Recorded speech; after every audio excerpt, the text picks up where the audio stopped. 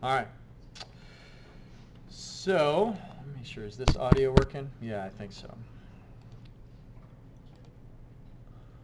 Okay, homework 7 is due on Monday before class. And then Wednesday of next week, it's going to be a recorded lecture video that I put on to YouTube. I'll put the link on the Blackboard as well.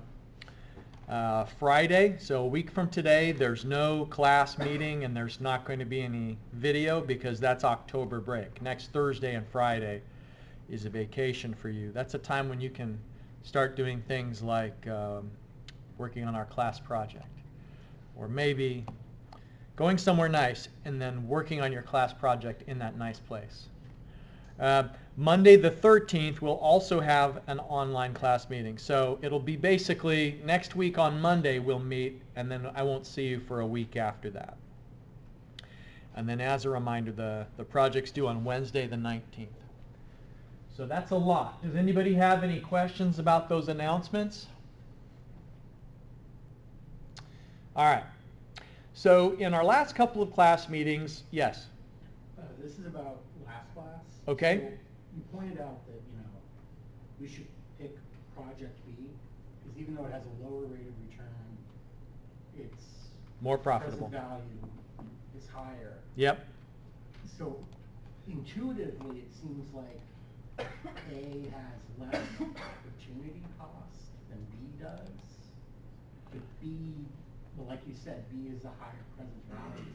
Is there any way I can understand this kind of intuitively? Because yeah, my intuition on it is in conflict with itself. yeah, it's a common feeling that in the in-class exercise last time, project A had the higher rate of return compared to project B, but then when we looked at the present worths, project B was the one that returns the most profit.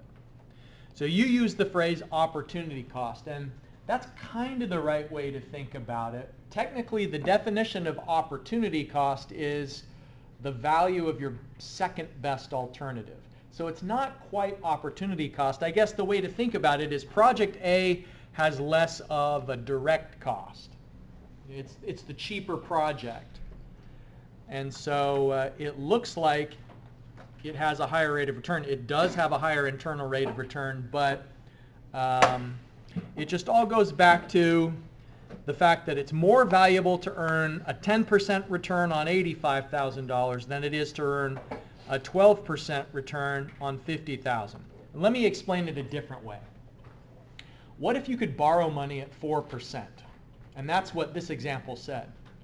So if you could borrow money from me for 4%, and then take it to the bank and make more than that, you can go to one bank and they'll pay you 12%, and another bank will pay you 10%, but the bank that pays 12% is only going to take $50,000 in deposit from you.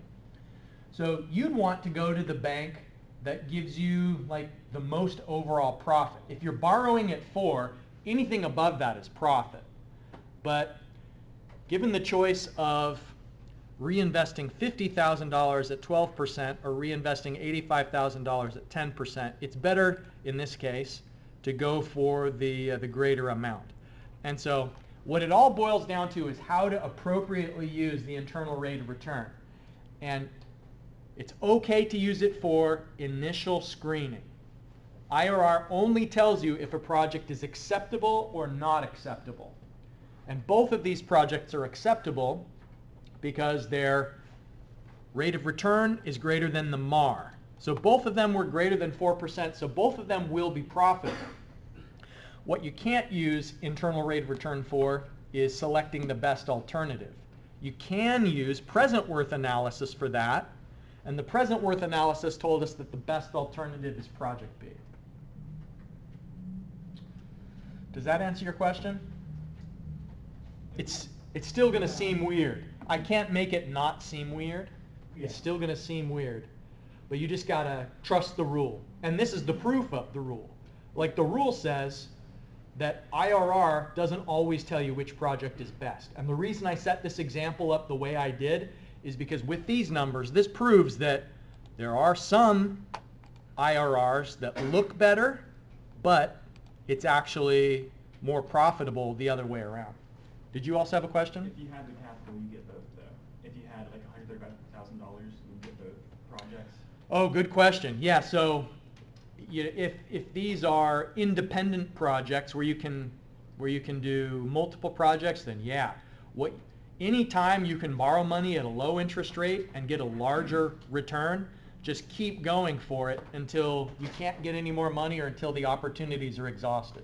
If it was a mutually exclusive project and you could only get one of these, like if it's a piece of equipment and you can only use one of the pieces of equipment, then you'd go for project B. But you make a good point that if we have independent projects where maybe you've got multiple good ideas and they can all be funded, keep saying yes, keep doing the project as long as the internal rate of return is greater than the MAR.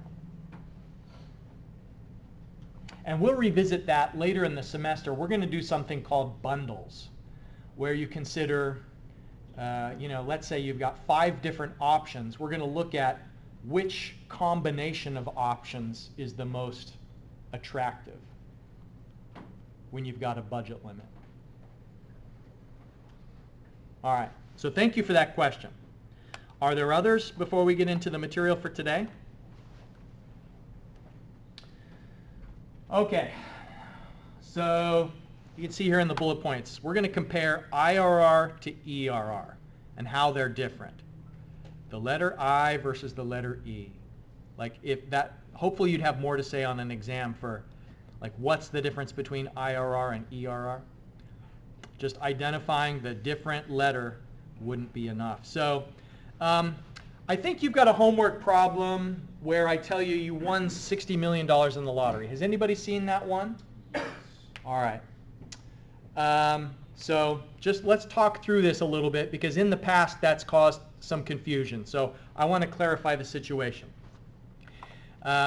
If you win $60 million, what they mean is that you're going to get 20 payments of $3 million each year, meaning that you get the first payment now and then 19 payments in the future. So like the cash flow diagram for that, we've done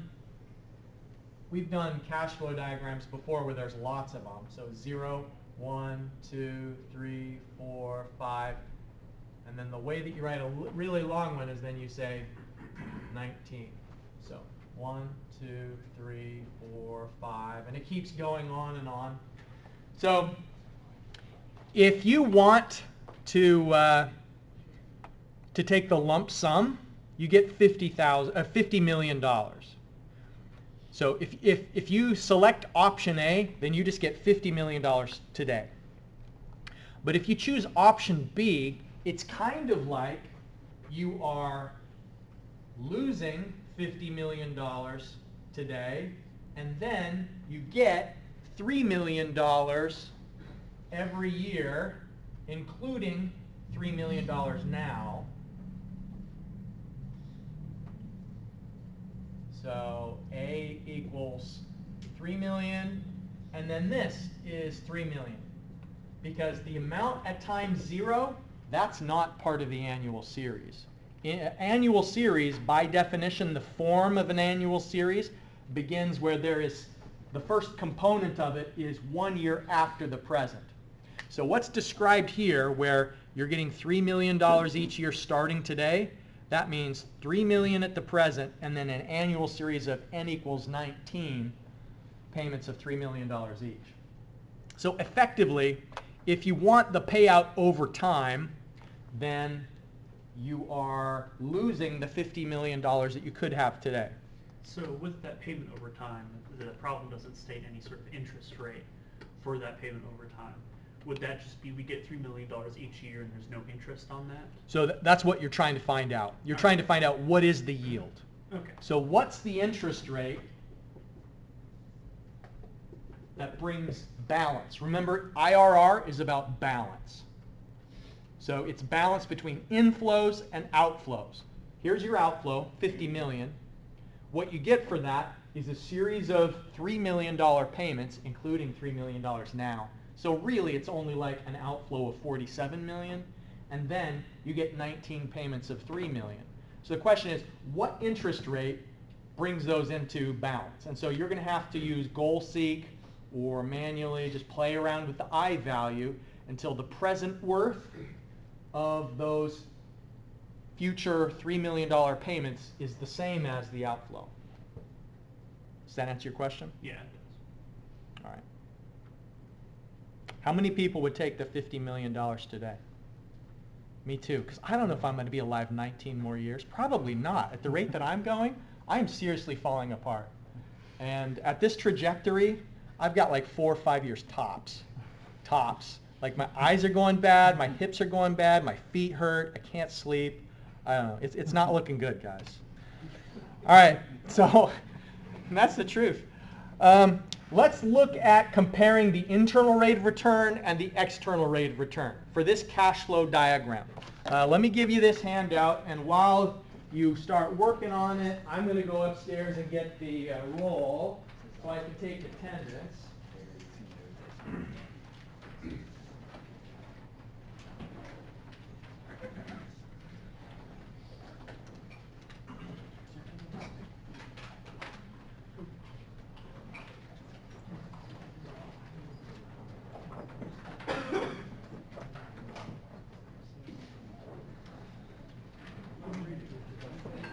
Okay, so I want you to calculate both the IRR and the ERR. Do you need more? No, I just don't have my laptop. I left that at work. Ooh. Sorry. Anybody have an extra laptop? Yeah. What? Can you believe that? That's the engineering mindset. Preparation at every turn. Absolutely, I love to see it. My backup was going to be, scoot up next to somebody, get cozy, and work with them. But since you've got an over-prepared classmate, that's awesome.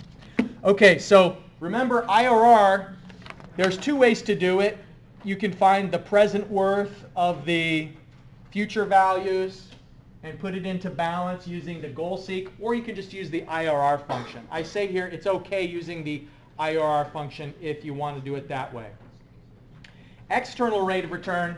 The template pattern is on the back side of the page. Maybe it's time to wean yourself off of the template that I've provided you and just set it up yourself. And doing that, I think, is going to reinforce in your mind what the technique is. So my recommendation for part B of problem 1, where you're finding the external rate of return, do this one solo with no net, without using the template file. Just kind of set it up yourself, and you can glance at it if you need to. It's on the back side. I'm going to try and do it without any kind of template in front of me. I'm just going to see if I can do it from memory. So if you want to look up on the screen, if you get hung up on anything, feel free.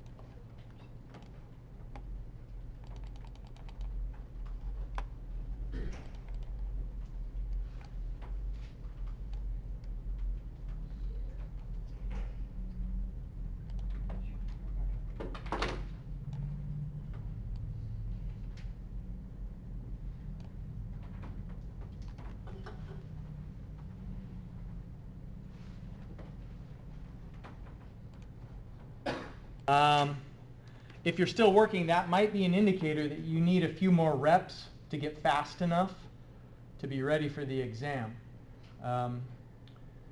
But one of the things I wanted to point out is it doesn't matter if you have the outflows column first or the inflows column first. It's not about like having exactly the same column order as is provided in the template. But just keep in mind that what we're doing, if you think about the cash flow diagram, everything on the bottom side of the cash flow diagram should be aggregated to the present. So think about it visually. All of the outflows go to the present. And then all of the inflows go to the future. And by the future, I don't mean year 14 just because this cash flow diagram is depicted. It's the last year that there's any kind of a payment inflow or outflow occurring. So year 11. All of the inflows go to year 11. All the outflows go to year 0. Okay. If we were to do it in rows instead of columns, would we lose points? Rows instead of columns. So like you put the years across the top. I wouldn't say you'd necessarily lose points, but my guess is if you're doing it that way, you're probably going to make other mistakes, and you'd lose points for those. But if you got it right, you could do it diagonal for all I care. All right. Other questions? Okay. So the overall idea is we're going to have some future value of the inflows, aggregate it together. We've got a present value of the inflows, and then this big one that's in the future, we want to find whatever interest rate it takes to discount those to the present and have it be equal to what's already at the present so that it's balanced between inflows and outflows. So there's a concept question on your handout at the bottom there. Explain the difference between IRR and ERR. Here's how I'd explain it. The internal rate of return assumes that all of the profits can be reinvested into the same project, which has the same rate of return. And so that's suitable like for a bank account or some sort of financial instrument that accepts reinvestment of dividends. But if you can't do that, external rate of return is a weighted average. It's accounting for two different things. It's accounting for the rate at which profits are generated, and then it's also accounting for the compounding that occurs separate to the rate that profits are generated. So this external reinvestment rate, like what that is the money that you're generating with your project, that's where it goes. And so it's compounding, but not as fast. So this was the same cash flow diagram. When we did the IRR, it said 31%. That's the internal rate of return. But when we did the external rate of return, it's only 18%. So why is the external rate of return lower? It's because when we get our profits, we're putting them into this account that only yields 4.75%. So if you could put your profits into an account that makes 31% interest, then you're going to have a higher overall weighted average return rate compared to the external, where you're generating a nice cash flow, but then once you've got the cash, you're putting it somewhere boring, predictable. This is probably like treasury bonds or something, 4.75%. So it's bringing down the weighted average. The external rate of return is a weighted average that accounts for the rate of profit generation and compounding in some external account. Okay, so any questions about all that? Okay, there's a new concept I want to introduce today. It's going to be the basis for several different techniques that we use. And remember, what's the whole point of this class is decision making. I want you to learn some techniques and some tools that allow you to make rational decisions about how to spend money and how to plan for the future. So, one of the important tools is comparing options. Compare option A to option B. And you need to focus on the ways that those alternatives are different. If two things are exactly the same, it doesn't matter which one you choose. And so the key idea of comparison is to focus on the difference.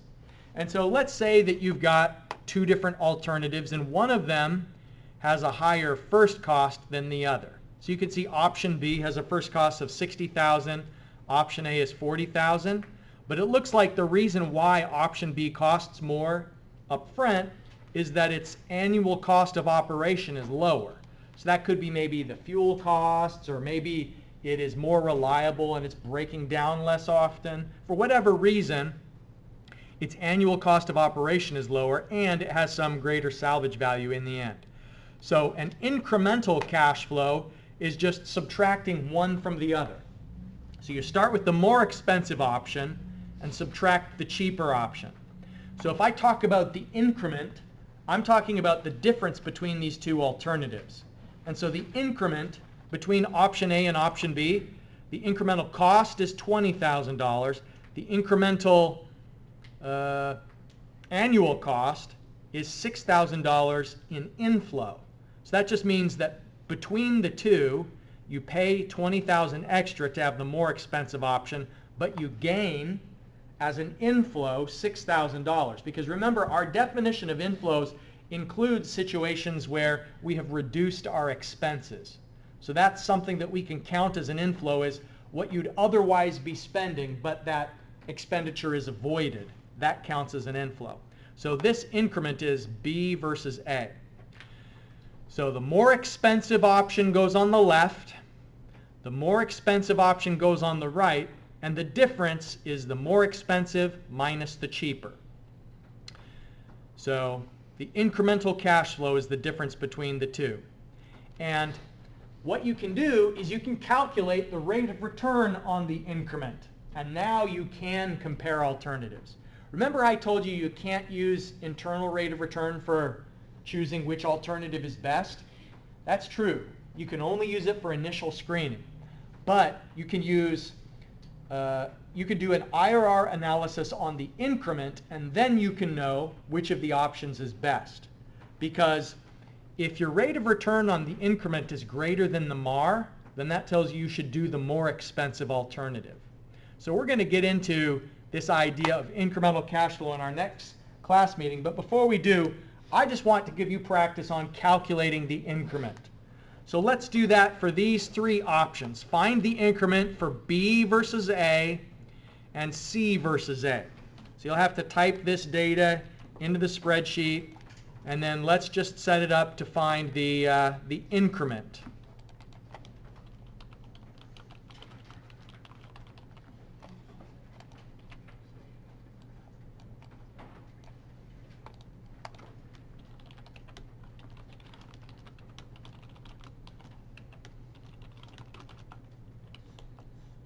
Oh, by the way, this is meant to be year 3, not year 53. Does yours say year 53? Yeah. Oh, shoot. That just means year 3. You probably already knew that.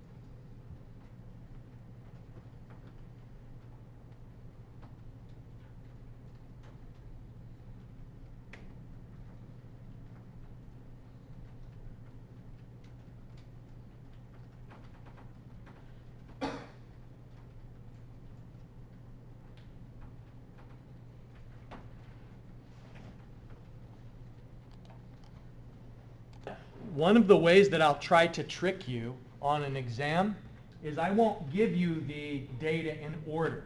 Like I'll put the more expensive one, then a cheaper one, then another one that's kind of in the middle. So you have to remember to have it in order of cheapest, then next cheapest, and most expensive. You're gradually having it increase. And the reason why that matters is that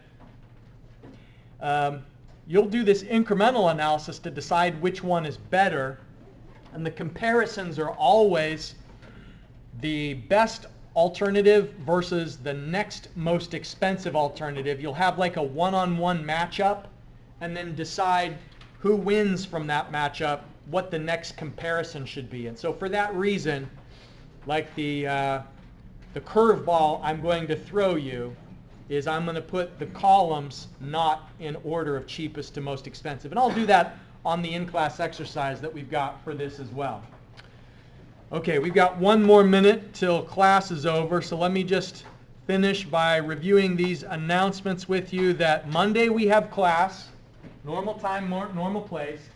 Then Wednesday, online, YouTube lecture. Friday, no class.